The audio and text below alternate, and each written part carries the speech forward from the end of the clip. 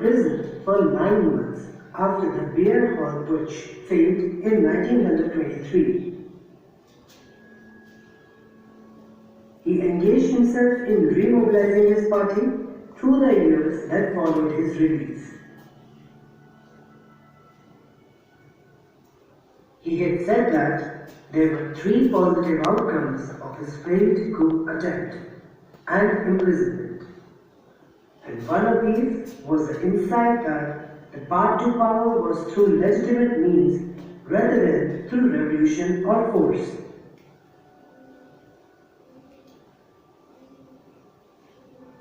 Thus Hitler had reoriented his approach after 1923. His goal now was to achieve power democratically and then eliminate democracy. However, Hitler's first objective was to now consolidate his position within his own Nazi party as an absolute leader. From 1925, he spent his time ensuring that the party had people with unwavering loyalty to him. From then on, the party became synonymous with Hitler. However, we should also remember that both Hitler and the Nazis could not effectively mobilize popular support till the early 1930s.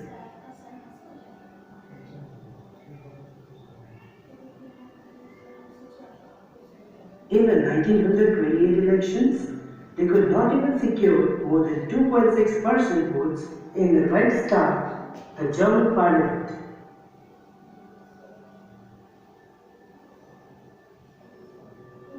What do you think then changed the balance in Hitler's favor?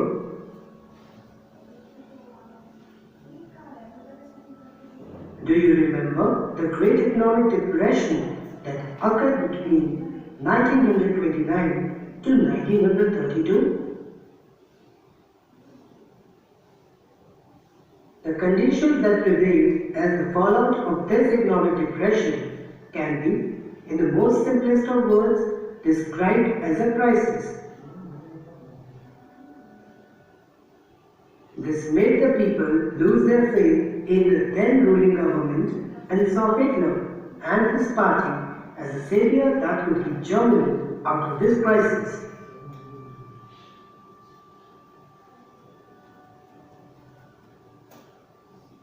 Of course, Nazi propaganda was also responsible for stirring hopes of a better future and portraying Hitler as a savior.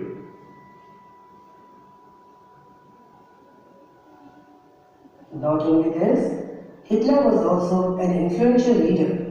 His powerful speeches, choice of words, and passion moved the people at that time.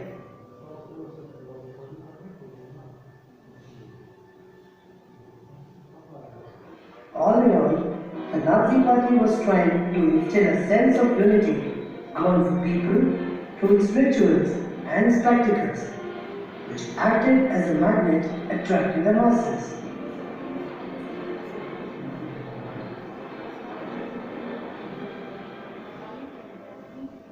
Thus, this resulted in the Nazi Party becoming the largest party with 37% votes in the Reichstag in 1932.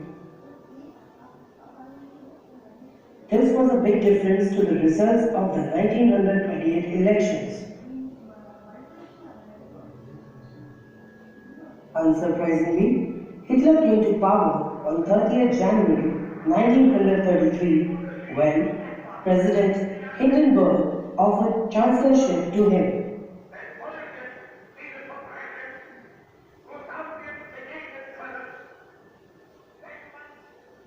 Later, in February, a mysterious fire which many have suggested to be carried out on the orders of Hitler broke out in the German Parliament building. This led to the fire decree of 20th February 1933 that indefinitely suspended all the civic rights guaranteed by the Weimar Republic.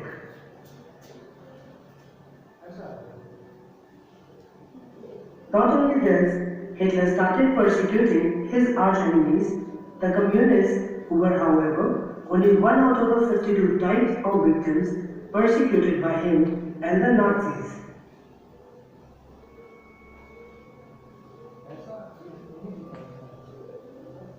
This was soon followed by the passing of the Enabling Act on 3rd March 1933. This act enabled Hitler to sideline the parliament and rule by decree. All other forms of party except the Nazi Party and its affiliates were banned, giving the state and Hitler complete control over the economy, media, army, and judiciary.